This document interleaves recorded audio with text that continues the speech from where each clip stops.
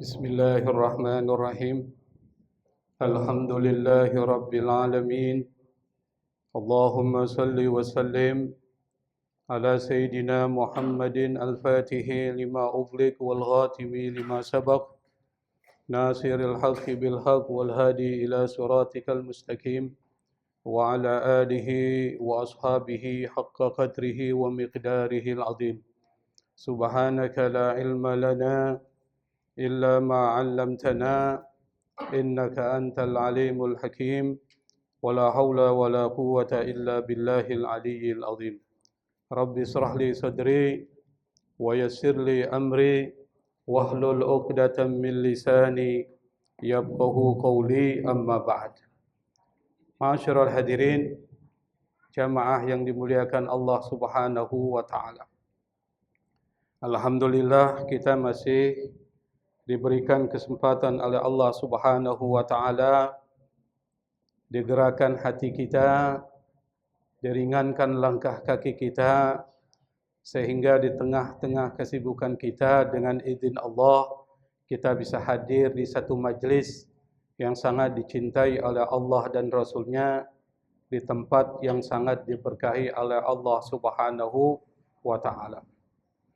Pada kesempatan pertemuan yang lalu kita sudah membahas tentang fardu wudu yang di dalam kitab fikih mazhab Syafi'i itu disebutkan ada 6 fardu wudu. Kita sudah membahas dari 6 tersebut 4 yang fardu dari perspektif fikih dan juga perspektif tasawuf.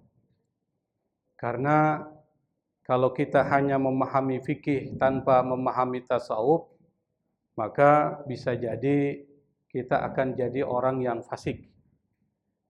Tapi kalau kita mempelajari tasawuf tanpa mempelajari fikih, kita bisa menjadi orang yang zindik, sesat.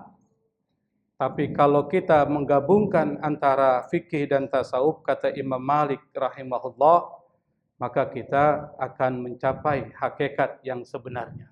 Faqad tahaqqaq, kata Imam Malik rahimahullah. Nah, pada kesempatan malam ini kita akan lanjutkan bahasan kita pada fardu yang kelima menurut madhab Syafi'i, yang rujukan kita adalah kitab Al-Mu'tamad fil Fiqh Syafi'i.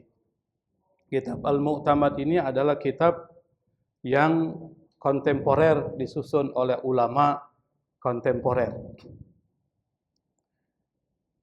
Fardu yang kelima adalah ghuslur rijlaini ma'al ka'bain. Ghuslu itu artinya membasuh.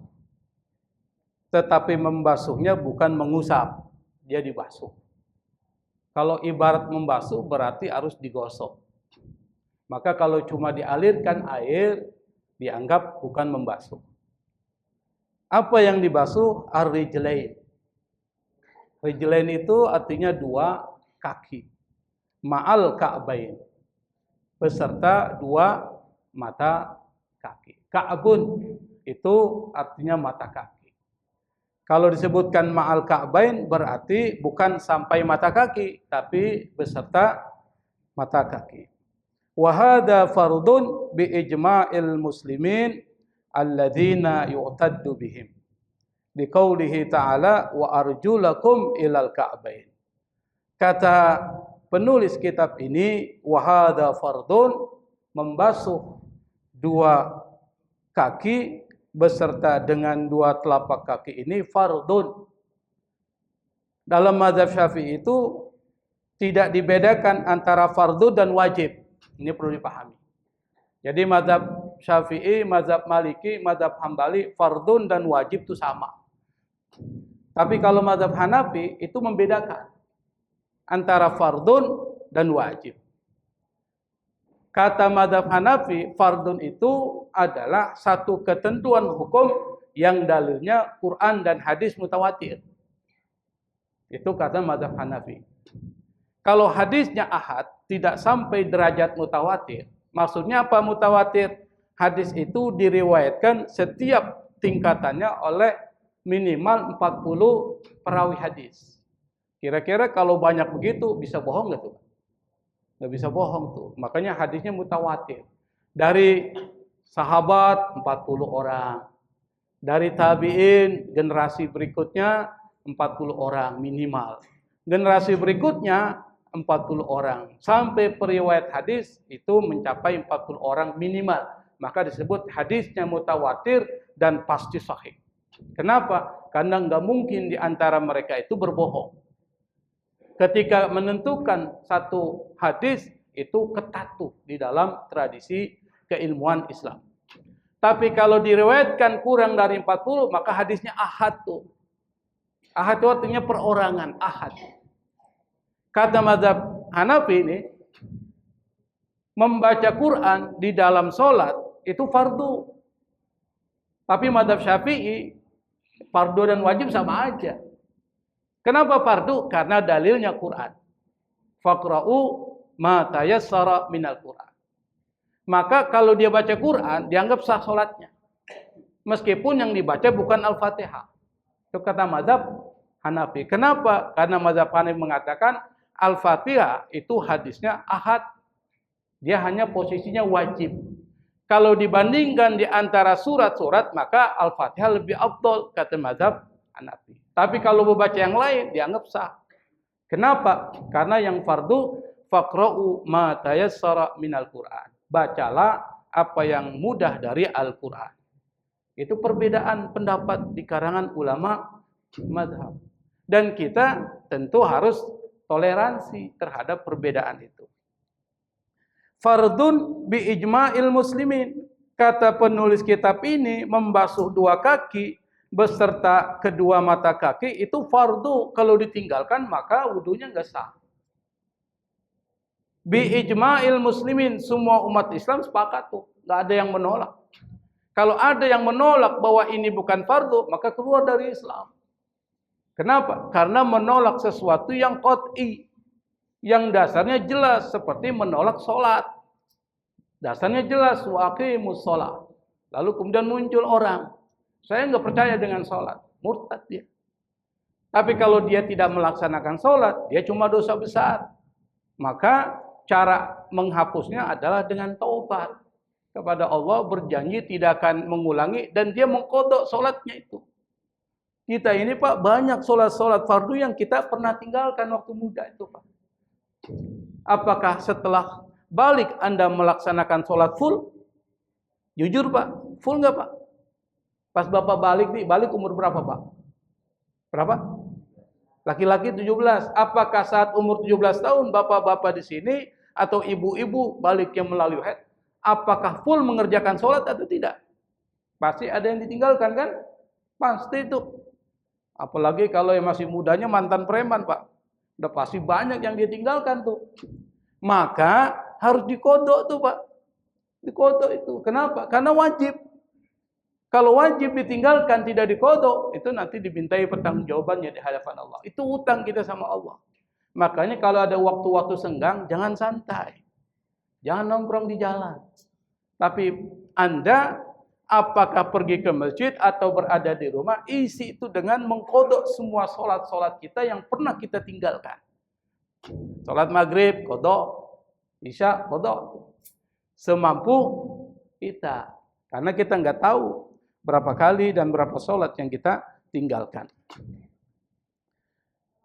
Apa dasarnya? Wa arjulakum ilal ka'bain. Dasarnya yang menjadikan ini fardu dan wajib itu adalah karena dalilnya kuat Al-Quran. Wa arjulakum ilal ka'bain. Basuhlah kaki-kaki kalian ilal ka'bain. Sampai mata kaki. Kata ila di dalam bahasa Arab ini menurut ulama-ulama fikih maksudnya bukan sampai tapi ma'al ka'bain. Beserta kedua mata kaki. Maka kalau cuma sampai doang dianggap nggak sah, harus naikin dikit.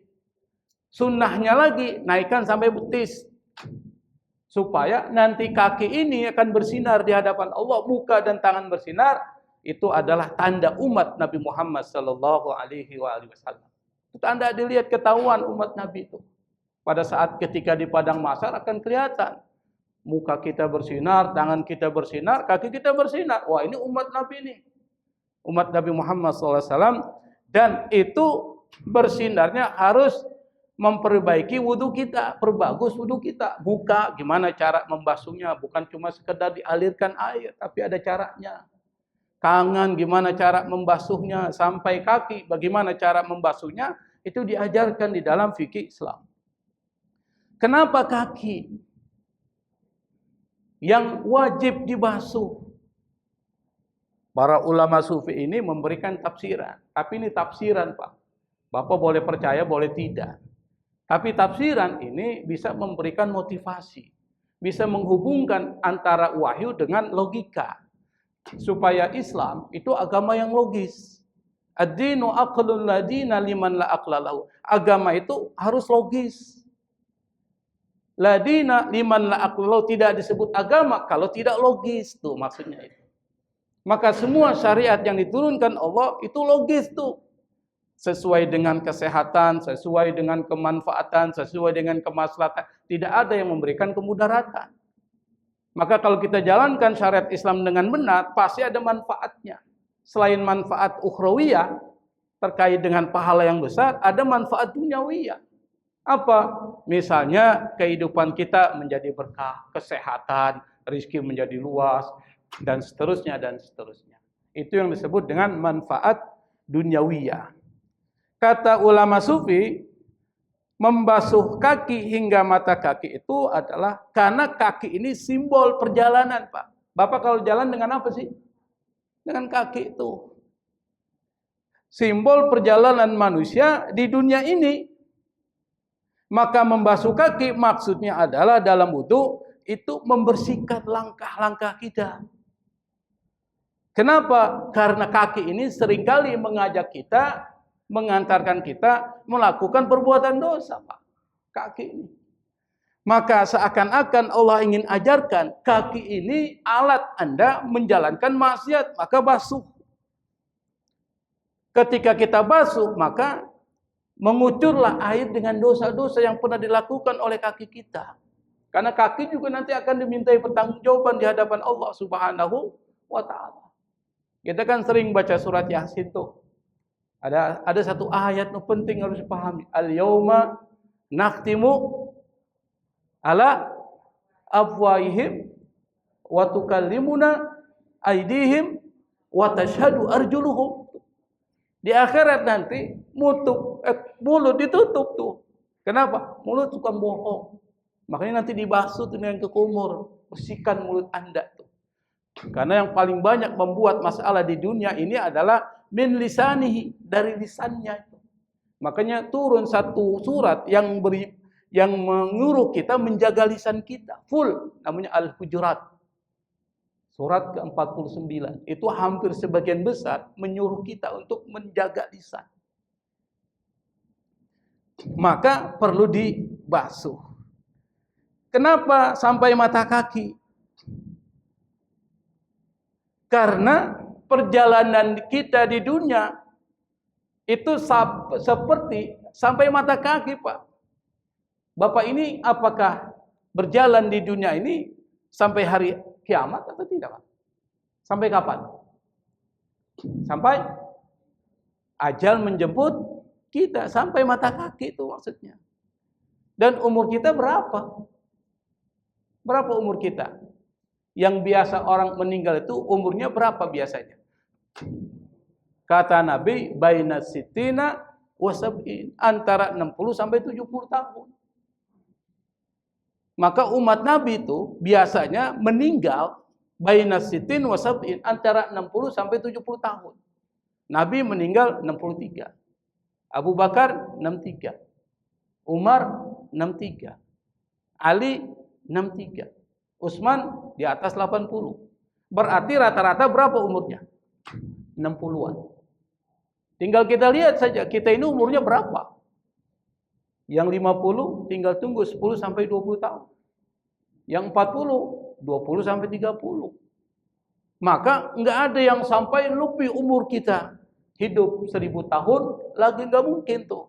Itu sampai mata kaki tuh. Karena perjalanan kita sampai mata kaki, ingat Pak, Bapak akan pulang kepada Allah. Kalau Bapak pulang kepada Allah, maka syaratnya itu adalah harus tahu arah pulang. Satu tuh, bagaimana arah pulang tahu sampai kepada Allah dengan benar?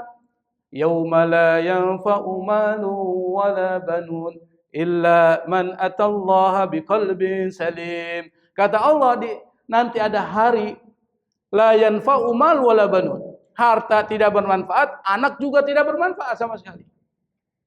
Apa yang bermanfaat? Kata Allah, illa man atallaha biqalbin salim.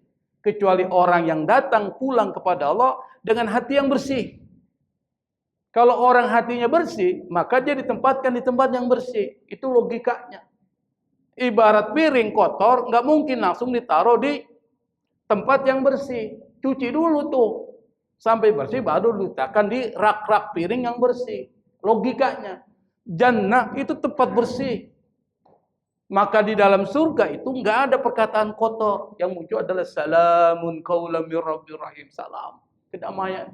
Tidak ada dendam, tidak ada dengki. Semuanya tentang keselamatan dan kedamaian. Maka orang-orang yang hatinya masih kotor, cuci dulu dibersihin itu. Di mana dibersihkan, Pak? Di neraka, disiksa, digosok tuh supaya bersih. Kalau udah bersih, baru masukkan ke dalam surga. Maka bekal yang pertama harus bersih. Selain membersihkan hati kita, ya dengan taubat.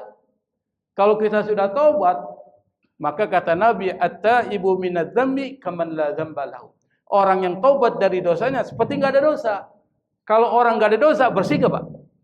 Kalau bersih, di mana tempatnya? Surga tuh. Makanya hidup di dunia ini, Pak, sisa umur kita, bersihkan hati kita. Wudu yang kita laksanakan simbolik untuk mengajarkan anggota badan yang Anda basuh yang wajib itu sumber segala bencana yang kita lakukan di dunia tuh. Dari mana? Dari kepala nih, tangan, kepala, muka, semuanya itu ini sering melakukan perbuatan-perbuatan maksiat tuh. Maka itu dibersihkan melalui wudu. Ada seorang bertanya kepada Abu Yazid Al-Bustami. Abu Yazid Al-Bustami ini adalah seorang ulama sufi terkenal dalam sejarah tasawuf Islam. Orang itu bertanya, "Ya Syekh, mengapa Nabi berpesan kepada kita untuk membasuh kaki hingga mata kaki dalam wudu?" Pertanyaan yang logis. Kenapa sampai mata kaki? Kenapa enggak sampai lutut, sampai dengkul? Kenapa enggak sampai paha? Kira-kira pertanyaan logis gitu, Pak? Logis tuh. Kenapa sampai mata kaki? Apa maksudnya Allah suruh begitu? Dijawab oleh Syekh Abu Yazid Al-Bustami, agar kau ingat batas langkahmu di dunia ini hanya sampai mata kaki. Berarti enggak lama tuh. Maka jangan melampaui takdir Allah, jangan berjalan kecuali untuk mencari keridhaan Allah Subhanahu wa taala. Kaki ini kita gunakan untuk ke tempat-tempat yang diinginkan Allah. Apa? Masjid, mushola, majelis ilmu, majelis taklim, majelis zikir. Diarahkan di kaki untuk melakukan kebaikan. Kenapa? Wa tashhadu arjuluhum bima kanu yaksibun. Karena nanti kaki ini akan menjadi saksi terhadap apa yang kalian lakukan. Dan kaki nggak bohong, Pak. Dia ngaku, ya Allah, kaki ini digunakan untuk ke tempat-tempat maksiat. Dan kaki nggak mungkin bohong. Tangan juga nggak mungkin bohong. Berarti kaki dan tangan kok bisa menjawab seperti itu? Berarti dia punya informasi. Yang bisa menjawab berarti yang punya informasi itu. Kalau dia punya informasi pada saat ketika kita di dunia, tangan dan kaki kita melakukan perbuatan jahat, berarti direkam, Pak, oleh kaki dan tangan nih. Cuma kita nggak tahu bagaimana sistem perekamannya. Dan itu bagi Allah mudah. Kalau di dunia ada CCTV, direkam gitu perbuatan kita. Apalagi ini CCTV Allah yang melekat di dalam anggota badan kita, itu merekam tuh. Apa? Tangan merekam, tangan melakukan perbuatan. Kaki merekam perbuatan yang dilakukan oleh kaki tuh. Nanti dia lapor sama Allah, ya Allah, ini kaki digunakan untuk A, B, C, D dan seterusnya. Dan seterusnya. Berarti di dalam diri kita itu merekam perbuatan kita. Supaya yang direkam yang baik-baik, kalau supaya yang direkam yang bagus, maka kita harus melakukan yang baik-baik nih Pak. Karena direkam. Mulut juga akan direkam oleh Allah Subhanahu wa ta'ala. Yang berikutnya adalah yang termasuk fardu wudu, at-tartib. Tartib. Rattaba yurattibu tartib. Sama dengan kabbara yukabbiru takbir. Sallama yusallimu taslim. Tartib itu diambil jadi bahasa Indonesia. Tertib. Apa itu tertib, Pak? Teratur. Enggak boleh saling mendahului itu. Enggak boleh zigzag, teratur. Dimulai dari mana dulu tuh kalau yang wajib? Wudu. Dari muka disertai niat, kan begitu tuh. Kalau anggota badan berarti 4, niat hanya ngikut yang pertama. Maka dari muka tuh, boleh nggak habis muka saya basuh kaki? Oh, boleh, harus berurutan tuh. Namanya tartib. Kenapa harus berurutan? Yang pertama, mengajarkan kepada kita untuk melakukan sesuatu harus ada SOP-nya, Pak. Standar operasional prosedur. Nggak boleh tiba-tiba langsung jadi wakil presiden, Pak. Itu harus ada prosesnya. Nggak bisa dipaksakan. Segala sesuatu yang dipaksakan akan hancur. Kenapa? Karena tidak memenuhi tertib. Bapak ini sampai di sini, sekolah SMA sampai perguruan tinggi, langsung perguruan tinggi apa SD dulu, Pak? SD dulu dong, tertib. Habis SD sabar nunggu 6 tahun. Habis 6 tahun masuk ke SMP 3 tahun. Sabar tuh. Nanti setelah SMP, SMA sabar. Dan seterusnya sabar. Nggak boleh langsung lahir, minta kuliah sama ibunya. Bu, saya mau kuliah aja, Bu. Saya nggak masuk SD. Apa yang terjadi? Kalau umur 6 tahun masuk kuliah, apa yang terjadi? Hah? Kacau dan bisa mati dia, Pak. Nggak sanggup dia. Harus dasar. Jadi itu namanya tertib, berproses. Kalau seandainya hidup kita berproses, aman kita. Ibarat seperti resep makanan, Pak. Ibu-ibu paham ini. Kalau masakan, itu kapan garam dimasukkan ke dalam air? Kapan, Bu? Hah? Terakhir. Boleh nggak saya masukkan di awal? Sebelum air mendidih. Ini air nih, saya masukkan sebelum. Apa yang terjadi? Rasanya beda. Rasanya beda. Jadi airnya belum panas sudah dimasukkan. Tapi biasanya garam itu di akhir tuh. Dan rata-rata ibu-ibu sama itu. Itu namanya tertib. Kalau masak aja harus tertib. Itu yang pertama. Kedua, kenapa tertib? Karena melatih kedisiplinan. Melatih ketertiban hidup. Coba Bapak bangun bangunan. Bangunan nih, Pak. Kira-kira dibangun dari atap dulu atau dari pondasi dulu, Pak? Pondasi, Pak. Boleh nggak saya bangun di atap dulu? Bangunan saya bangun atap dulu. Apa yang terjadi, Pak? Ambruk, Pak. Nggak ada pondasi, kok bangun atap. Nah, itu menggambarkan harus tertib. Dari pondasi terus naik, baru kemudian atap. Kata ulama sufi, kenapa harus tertib? Dari wajah, baru kemudian kaki. Karena ini pertama, ini simbol identitas. Jadi orang selalu yang dibanggakan mukanya. Makanya yang dioperasi plastik, apanya, Pak? Muka ini. Ingin menampilkan sesuatu supaya orang lihat kita ini indah. Maka yang ditampilkan itu muka. Kedua, baru setelah itu tangan dibersihkan. Ini simbol perbuatan. Baru kemudian kepala, pikiran ini. Kalau pikiran kita nggak dibersihkan, maka yang terjadi banyak persoalan dalam kehidupan kita. Dan yang keempat, kata ulama sufi, itu adalah kaki. Maka harus berurutan tuh. Seperti memandikan patung. Ini patung nih, dimandikan. Dari bawah ke atas atau atas ke bawah? Atas ke bawah atau bawah ke atas? Atas ke bawah. Kenapa nggak dari atas ke bawah? Dari bawah ke atas. Gimana? Kotor lagi, Pak. Dari atas ke bawah. Kalau dari bawah ke atas, kotor lagi. Itu logikanya. Maka kata para ulama fikih 4 mazhab mengatakan harus tertib. Nggak boleh zigzag, nggak boleh random, cak, nggak boleh. Harus tertib. Kenapa? Ini melambangkan bahwa hidup nggak boleh semau ente. Hidup harus sesuai dengan SOP. Kalau ibadah sesuai dengan syariat, nggak bisa ngarang. Padahal kita bisa ngarang. Sholat subuh 2 rakaat.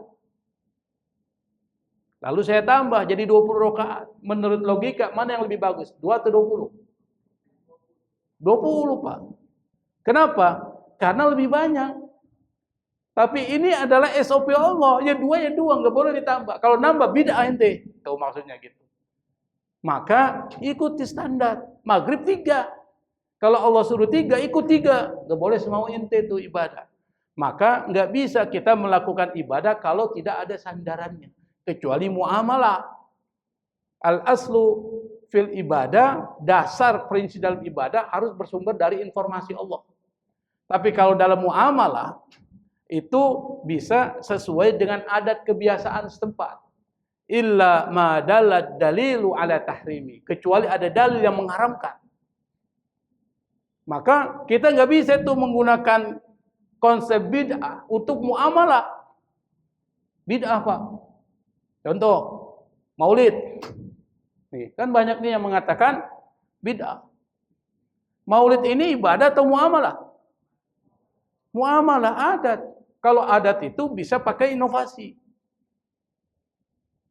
Tidak harus sesuai dengan apa yang ada. Kecuali ibadah, harus ada sumbernya. Maka di dalam maulid isinya apa? Yang ditanyakan bukan perayaannya, isinya apa? Isinya di situ ada membaca sejarah Nabi. Berarti menapaktilasi perjuangan Rasulullah. Kira-kira diajarkan Rasul nggak tuh? Menapaktilasi perjuangan Rasul. Diajarkan oleh Rasulullah.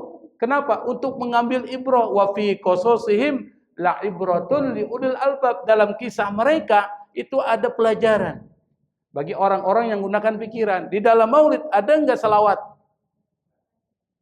Allah suruh selawat nggak? Suruh. Di dalam maulid ada nggak sedekah? Ngasih makan orang? Ada nggak, Pak? Allah suruh nggak sedekah? Suruh. Di dalam maulid ada pembacaan Quran nggak? Allah suruh nggak baca Quran? Di dalam maulid ada silaturahmi nggak? Ada. Allah suruh nggak silaturahmi? Ternyata di dalamnya syariat semua, Pak. Meskipun bungkusannya kelihatan bukan, tetapi dalamnya seperti duren, Pak, duren. Ini duren. Bapak kalau lihat duren, cakep nggak itu duren? Cakep nggak? Jelek duren itu. Coba Anda pegang duren itu, sakit tangan kita. Tapi pas kita belah tuh duren, apa yang terjadi? Ternyata di dalamnya ada buah yang sangat enak. Dan nggak ada satupun buah yang lebih enak dari durian, Pak. Menurut saya. Tetapi kalau orang-orang yang gulanya tinggi, terus apalagi yang asam uratnya tinggi, kolesterolnya tinggi, hati-hati makan durian. Tapi kalau masih normal, durian ini adalah buah-buahan yang paling enak. Meskipun tampilannya itu nggak mengenakan. Maka tertib ini di dalam mazhab Syafi'i adalah sesuatu yang fardhu. Kalau tidak tertib, maka wudu kita dianggap batal. Wa yajibu ayyatimmal wudu bitartib. Wajib wudu itu dilaksanakan dengan tertib. Maksudnya apa? Fayagsilu wajhahu. Yang pertama dia basuh wajahnya, summa yadaihi, kemudian kedua tangannya, summa yamsahu ra'sahu, kemudian membasuh kepalanya. Menurut mazhab Syafi'i cukup 1 tetes air terkena di kepala kita terasa dingin dianggap cukup. Summa yaghsilu rijlaihi, kemudian membasuh kedua kakinya, harus berurutan tertib. Tidak boleh overlap, tidak boleh tumpang tindih, tidak boleh dibalikkan. Dia harus tertib.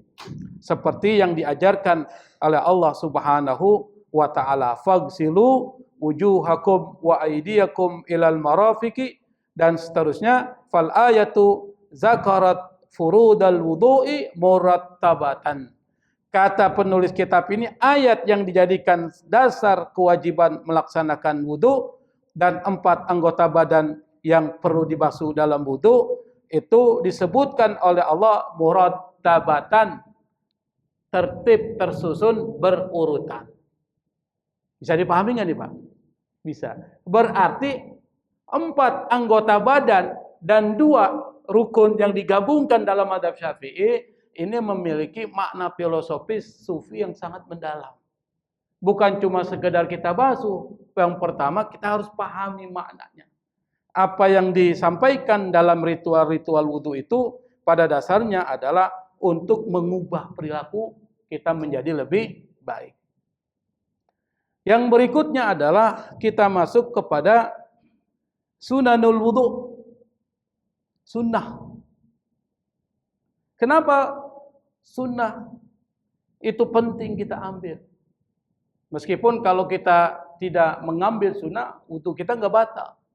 Tapi kenapa sunnah itu perlu kita ambil pada saat melaksanakan wudu? Dan kita akan sebutkan apa yang sunnah-sunnah. Tapi kita pelajari dulu nih filosofi sunnah Pak. Apa sih maksud sunnah itu? Dan kenapa sunnah itu perlu kita laksanakan? Pertama, kenapa sunnah harus kita laksanakan? Bukti cinta kita kepada Nabi. Bukti cinta kita kepada Nabi Muhammad sallallahu alaihi wasallam. Kalau kita mengaku cinta kepada Nabi, maka salah satu caranya adalah ihya'u sunnati Rasulillah, menghidupkan sunnah Rasul. Itu cinta Nabi itu. Kalau kita cinta sama orang, kita patuh nggak sama orang itu? Patuh nggak Pak? Patuh tuh. Kalau kita mengaku cinta sama Allah, patuhi Allah. Kalau kita mengaku cinta kepada Rasulullah, patuhi apa yang dibawa oleh Rasulullah sallallahu alaihi wasallam. Sunnah-sunnahnya kita hidupkan. Maka ketika kita menghidupkan sunnah Rasulullah, maka kita dianggap cinta kepada Nabi. Kalau cinta kepada Nabi, kata Nabi, kana ma'i fil jannah, maka orang itu akan bersamaku dalam surga. Apa yang kita cari dalam hidup ini? Surga Pak. Kita minta sama Allah 5 waktu. Rabbana atina fid dunya hasanah wa fil akhirati hasanah wa qina adzaban. Kita minta setiap saat doa wajib tuh. Maka disebut dengan doa sapu jagat tuh, supaya kita baca terus. Dan seakan-akan tidak sah doa kalau tidak ada doa itu. Seakan-akan. Maka kalau ada orang doa, biasanya ada nggak doa itu tuh? Selalu ada itu. Ini visi dan misi hidup kita di dunia. Apa? Fid dunya hasanah wa fil akhirati hasanah, dan terakhir wa qina adzabannar, diselamatkan dari siksa neraka. Berarti dimasukkan ke dalam surga. Itu yang kita minta. Surga itu simbol kesuksesan terbesar. Kalau kita masuk surga, itulah kenikmatan yang terbesar. Jannatun Na'im. Surga yang di dalamnya ada kenikmatan yang luar biasa. Kita mau makan, tidak perlu capek-capek masak. Tinggal terlintas dalam pikiran kita, makanan itu ada di depan kita. Kita mau susu, ada langsung Pak. Kita mau pisang goreng, ada langsung. Nggak perlu. Kalau di dunia capek tuh. Bapak mau pisang goreng. Apa langsung ada pisang goreng depan? Enggak. Apa? Pergi ke pasar, beli pisang. Habis beli pisang, beli tepung. Setelah semuanya bahan-bahan beli, apa langsung dimakan tuh? Enggak.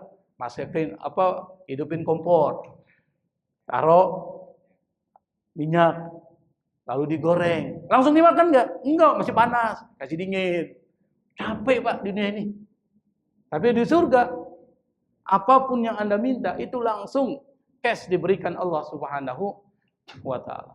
Maka itu jadi keinginan kita untuk dapat surga, maka hidupkan sunnah Rasulullah. Kana ma'i fil jannah. Kedua, penyempurna ibadah wajib. Yang wajib ini belum tentu sempurna. Maka yang tidak sempurna itu ditambal tuh. Oleh apa? Yang sunnah-sunnah. Misalnya sholat sunnah rawatib tuh sebelum sholat fardu atau setelah sholat fardu. Lalu sholat sunnah yang lain, sholat malam, sholat witir dan sebagainya, yang insya Allah nanti kita akan bahas. Itu bagian untuk menambal yang bolong-bolong tuh. Seperti apa? Seperti dinding tuh Pak. Itu kalau kita bangun dinding tuh, ada dinding utama itu. Dinding utama ini. Apakah ketika kita bangun dinding utama, itu semuanya sempurna? Belum tentu. Pasti ada yang bolong-bolong tuh. Nah yang bolong-bolong itulah kemudian ditambal. Itu namanya sunnah. Yang ketiga, mengapa melaksanakan sunnah? Karena Allah angkat derajat orang dicintai oleh Allah dari yang sunnah. Bukan yang wajib. Yang wajib otomatis. Karena ini kewajiban kita. Tapi Allah cinta sama orang. Itu kalau dia mengamalkan yang sunnah-sunnah. Dan itu informasi dari Allah sendiri. Dalam hadis qudsi, Allah pernah mengatakan, "Maqtaraba ilayya 'abdun bin nawafil ba'da maftaratuhu alaih." Kata Allah, barang siapa yang mendekatkan diri hambaku kepadaku dengan melaksanakan nawafil yang sunnah-sunnah, ba'da maftaratuhu alaih, setelah aku wajibkan kepada dia yang wajib-wajib, dia laksanakan yang wajib. Lalu dia laksanakan yang sunnah. Hatta uhibbahu, kata Allah, sampai aku cinta sama orang itu. Fa idza ahbabtuhu, kalau aku cinta kepada dia, apa yang diberikan Allah kepada orang itu? Kuntu sam'ahu alladhi yasma'u bihi. Aku akan jadi telinga yang digunakan untuk mendengar. Wa kuntu basarahu alladhi yubsiru bihi. Aku akan jadi mata yang digunakan untuk melihat. Wa kuntu yadahu allati yabtisu biha. Aku akan jadi tangan yang digunakan untuk memukul. Wa kuntu rijlahu alladhi yamshi biha. Dan aku akan jadi kaki yang digunakan untuk berjalan. Artinya apa? Allah akan jadikan dia wali min awliyaillah dengan yang sunnah-sunnah. Tapi yang sunnah ini bukan cuma dilaksanakan lalu bolong-bolong, bukan. Harus istiqomah. Kalau enggak istiqomah dianggap Anda enggak serius dalam mengamalkan sunnah. Ketika Anda puasa Senin Kemis, terus. Jangan putus. Kalau diputus beberapa hari atau beberapa minggu atau beberapa bulan misalnya, tanpa ada alasan uzur yang disyariatkan Allah, uzur syar'i, maka Anda dianggap tidak istiqomah. Mulai lagi dari awal. Maka ada orang wali-wali Allah diangkat oleh Allah bukan karena dia memiliki ilmu yang banyak. Ada yang dimuliakan Allah sampai doanya dikabulkan Allah hanya dengan birrul walidain. Siapa orangnya, Pak? Uwais Al-Qarni. Jadi wali dia. Cuma birrul walidain, bayangkan, Pak. Ada yang dimuliakan Allah karena ilmunya. Imam Al-Ghazali, Imam Nawawi, hidupnya hanya untuk mengabdi kepada ilmu. Menulis, menyebarkan ilmu dan sebagainya, Allah muliakan. Dijadikan wali min awliyaillah. Dan ada orang yang dimuliakan dengan amalan lain, dengan wudunya. Siapa? Bilal bin Rabah. Dia melaksanakan wudu, lalu tidak pernah lepas dari wudunya, selalu daimul wudu, lalu setelah melaksanakan wudu, dia laksanakan sholat sunnah wudu. Sampai Nabi mengatakan, saya dengar terompahnya Bilal di surga, sebelum Bilal masuk ke dalam surga. Ditanya, ya Bilal, amalanmu apa? Kata Bilal, saya setelah selesai melaksanakan wudu, saya selalu sholat sunnah wudu. Allah muliakan melalui sholat sunnah wudu. Maka kita, Pak, nih kita pilih nih amalan-amalan sunnah yang kita merasa nyaman di situ. Lalu rutinkan. Lalu lakukan secara istiqomah, enggak terputus. Insya Allah seperti yang dikatakan oleh Allah, kalau aku sudah cinta sama dia, maka tidak ada tabir antara aku dengan dia. Pendengarannya adalah pendengaranku, penglihatannya adalah penglihatanku, kaki dan tangannya adalah kaki dan tanganku. Kalau itu sudah terjadi, maka apapun yang Anda minta, Allah pasti kabulkan. Apapun yang akan melanda Anda, Allah pasti akan lindungi. Seperti Siti Maryam. Ibu kenal Siti Maryam, Bu? Kenal? Pernah ketemu? Belum. Siti Maryam khusus ada nama surat diberikan Allah untuk mengenang seorang yang dimuliakan Allah. Siapa? Siti Maryam. Innallaha astafaki wa taharaki wastafaki ala nisa'il alamin. Ya Maryam, kata malaikat nih, Allah memilih engkau. Wa tahharaki, menyucikan engkau. Wastafaki ala nisa'il alamin, dan Allah pilih engkau dari semua perempuan-perempuan di dunia ini. Siti Maryam. Kenapa Allah pilih? Karena Siti Maryam enggak pernah keluar rumah, Pak. Dia selalu di mihrab. Apa yang dilakukan? Dia ibadah kepada Allah, dia sholat, dia tasbih, dia zikir. Sampai hatinya bersih. Tidak ada perasaan hasad, tidak ada perasaan sombong, apalagi ragu terhadap kehidupan dunia. Semuanya untuk Allah Subhanahu wa taala. Ketika Allah cinta sama Siti Maryam, maka kebutuhan Siti Maryam dipenuhi oleh Allah Subhanahu wa taala. Sampai Nabi Zakaria kaget.